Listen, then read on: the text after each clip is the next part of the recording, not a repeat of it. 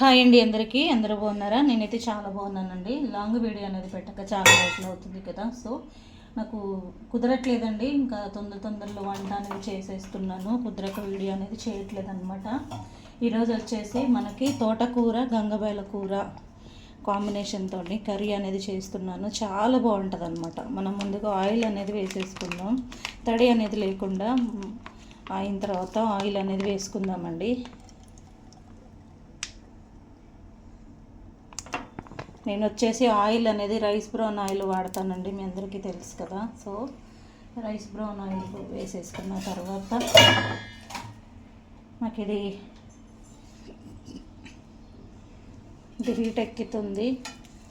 వేసేసుకుందాం ఎల్లిపాయలు. నేను ఎప్పుడు కూడా ఫస్ట్ ఎల్లిపాయలు అనేది వేసిన తర్వాత మిగతా ఏదైనా వేస్తానండి, తెలుసు కదా. ఆకుకూరలలో కానీ ఏ కూరలో అయినా సరే. ఇలా అయిన తర్వాత కొంచెం తాలింపు గింజలు అనేది వేసుకున్నాం కదా. ఇది కొంచెం మగ్గిన తర్వాత మనము ఆనియన్స్ అనేది వేసేసుకుందాం. ఆనియన్స్ అనేది వేసేసుకున్నానండి. ఇప్పుడు నెక్స్ట్ కొంచెం మగ్గిన తర్వాత మనము అది ఏమంటారు, అల్లం వెల్లుల్లి పేస్ట్ అనేది వేసేసుకుందాం.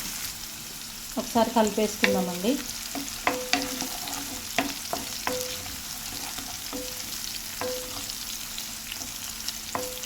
కొంచెం మగ్గిన తర్వాత అల్లం వెల్లుల్లి పేస్ట్ అనేది వేసేసుకుందాం. ఇలా అనేది మగ్గాలండి. మగ్గింది కదా, సో ఇప్పుడు మనం అల్లం వెల్లుల్లి పేస్ట్ అనేది వేసేసుకుందాం.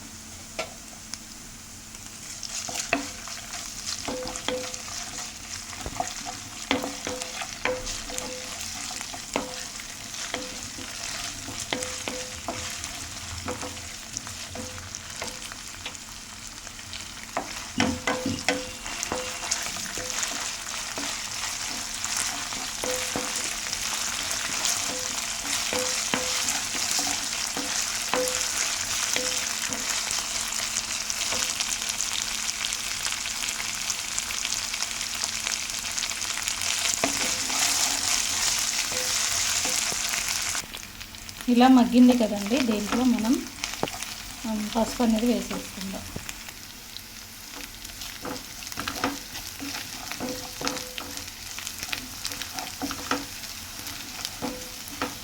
ఇప్పుడు మనం వెంటనే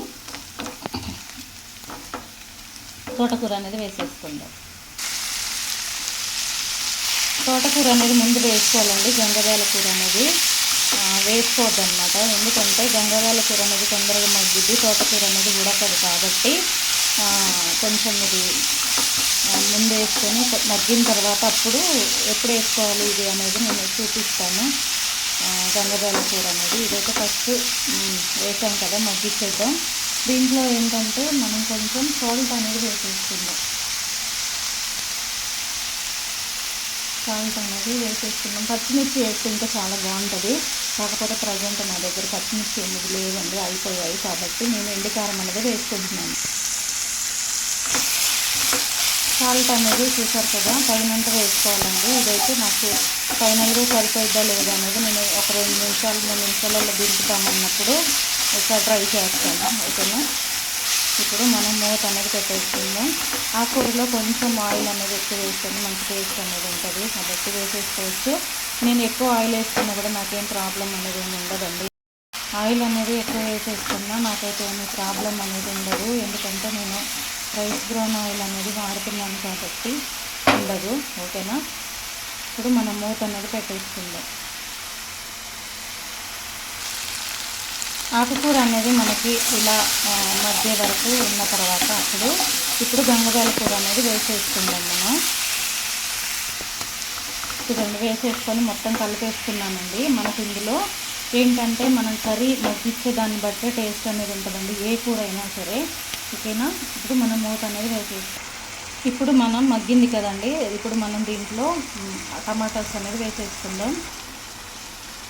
చూడండి,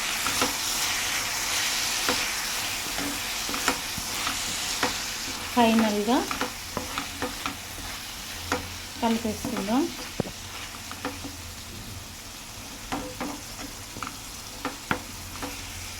ఓకేనా. కలిపేసుకొని మూత అనేది పెట్టేసుకుందాం. చూడండి ఎలా మగ్గిందో, మంచిగా మగ్గుతుంది కదా. ఇంకా కొంచెం మగ్గిన తర్వాత మనం దీంట్లో కారం అనేది వేసేసుకుందాం.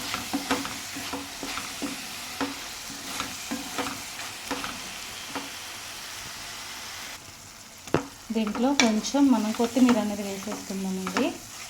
చూస్తున్నారు కదా, అంతే. కారం అనేది వేసేసుకున్నాం. ఇప్పుడు కారం అనేది ఒక హాఫ్ టీ స్పూన్ అంత వేసుకున్నానండి నేను. ఎందుకంటే నేను ఒకదాన్ని తింటాను, మా వారు కూడా తింటారో లేదో తెలీదు. వాళ్ళకైతే చికెన్ కర్రీ అనేది ఉంది, సో వాళ్ళకి కొంచెం కష్టమే. అందుకనే నేను కొంచెం తక్కువ అనేది వేసుకున్నాను అనమాట. కారం అనేది వేసేసుకొని ఇప్పుడు మనం సిమ్ములో అనేది పెట్టేసుకుందాం. కలిపేసుకుందాం కదా, సిమ్ములో అనేది పెట్టేసుకుందాం. మంచిగా అనేది మగ్గుతూ ఉంది కదండి. సిమ్ములో అనేది పెట్టి ఉడికించుకుంటే మంచి టేస్ట్ అనేది వస్తుంది. అలాగే బాగా మగ్గిపోయిద్ది అనమాట.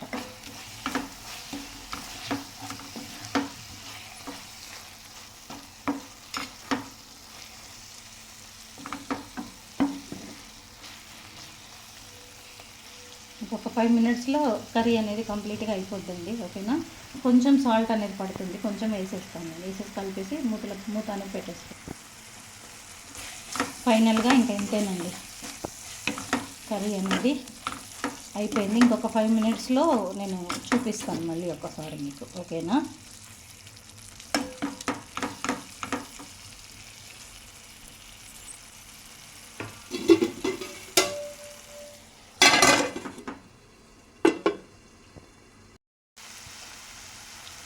చూస్తున్నారు కదండి, కర్రీ అనేది చాలా బాగా అనేది అయిపోయింది. ఇంకా దీన్ని ఇలా దించేసుకోవడం అన్నమాట.